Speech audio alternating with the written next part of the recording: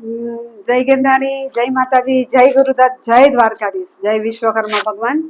આજે ગુરુ પૂર્ણિમાનો મહોત્સવ આશ્રમમાં મૂર્તિ પ્રાણ પ્રતિષ્ઠા પછી પ્રથમવાર ગુરુ પૂર્ણિમાનો ઉત્સવ ઉજવાઈ રહ્યો છે।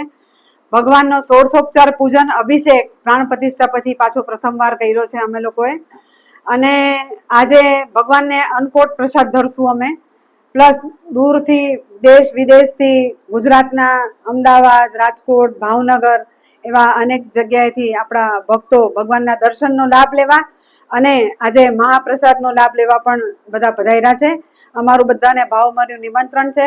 અમારા ટ્રસ્ટીઓ પણ પધાર્યા છે। અમદાવાદથી મુકેશભાઈ પંચાલ છે, મોહનભાઈ પ્રજાપતિ, પોકરભાઈ મિસ્ત્રી, સંદીપભાઈ મકવાણા, જયસુભાઈ મકવાણા, કિશોરભાઈ લુણાગરિયા એવા ઘણા બધા અમારા ટ્રસ્ટીઓ છે। ટ્રસ્ટ મંડળના તરફથી આજ બધાને મહાભોગ મહાપ્રસાદ બધાને લેવાનો છે। અને વિશેષમાં ગુરુ પાદુકા પૂજન થશે, પ્લસ ગુરુજીનો અમે લોકો બધા એમના આશીર્વચનનો લાભ લેશું। દરેક ભક્તો આવ્યા છે તો ભક્તોને અમે એ જ કહીએ છીએ કે ગુરુ પૂર્ણિમા એટલે વ્યાસ પૂર્ણિમા।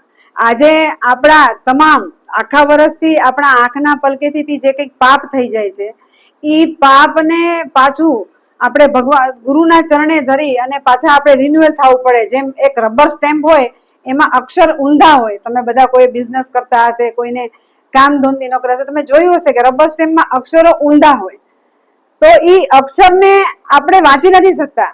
વિધાતાના લેખ અને નિયતિએ જે આપણા નસીબમાં લખ્યું છે એ થાય જ છૂટકો છે, પણ એમાંથી પણ જો આપણને પાર ઉતારે તો ગુરુ, તો એ રબર સ્ટેમ્પની અંદર આપણી પાસે સ્ટેમ્પ નથી, એ ગુરુ પાસે છે। ભગવાને ગુરુને એમના પ્રતિનિધિ તરીકે એક આ પૃથ્વી પર આપણને આશીર્વાદ સ્વરૂપ એક ભગવાનનું પ્રતિનિધિ છે, ભગવાનનું સ્વરૂપ જ આપણે માનીએ આપણા ગુરુને।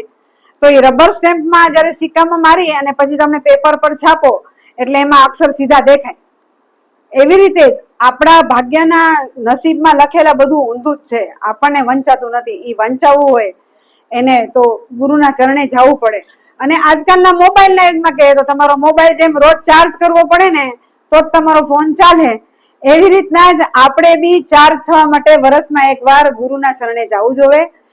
એમ તો જ્યારે તમે સમય મળે સારા દિવસોમાં, સારા સંજોગોમાં, સારા પ્રસંગોમાં ગુરુના આશીર્વાદ લેવા જોવે અને ગુરુના પ્રસંગોમાં આપણે હાજરી થઈ અને ગુરુના આશીર્વાદ લેવા જોવે। એવા સારા ગુરુ પૂર્ણિમાના દિવસો એટલે આપણા ગુરુ આપણા માટે આખું વર્ષ જે તપ જપ પૂજા પાઠ કરતા હોય તો આપણે એક વર્ષ ગુરુના ચરણે ગુરુની પૂજા કરી અને એ ઋણ ચૂકવીએ છીએ। કારણ કે કહેવાય છે કે પિતૃઋણ, માતૃઋણ, ગુરુ ઋણ એટલે કે ઋષિ ઋણ એમાંથી મુક્ત થવાતું નથી, પણ આ રીતે આપણે ગુરુની સેવા કરી અને ગુરુના ઋણમાંથી મુક્ત થઈ શકીએ એવી ભગવાનને પ્રાર્થના કરીએ અને ગુરુને એટલી પ્રાર્થના કરીએ કે મારા પરિવારમાં સુખ શાંતિ સમૃદ્ધિ આવે અને મારા દેશમાં બી સુખ શાંતિ સમૃદ્ધિ આવે એવી દત્તાત્રેય ભગવાનના ચરણોમાં પ્રાર્થના, ગુરુજીના ચરણોમાં પ્રાર્થના, જગતગુરુ શંકરાચાર્ય મહારાજના ચરણોમાં પ્રાર્થના। આજે દરેક ગુરુઓના ચરણોમાં પ્રાર્થના કરી હું મારી વિરામ કરું છું। જય ગિરનારી, જય માતાજી, જય ગુરુદત્ત।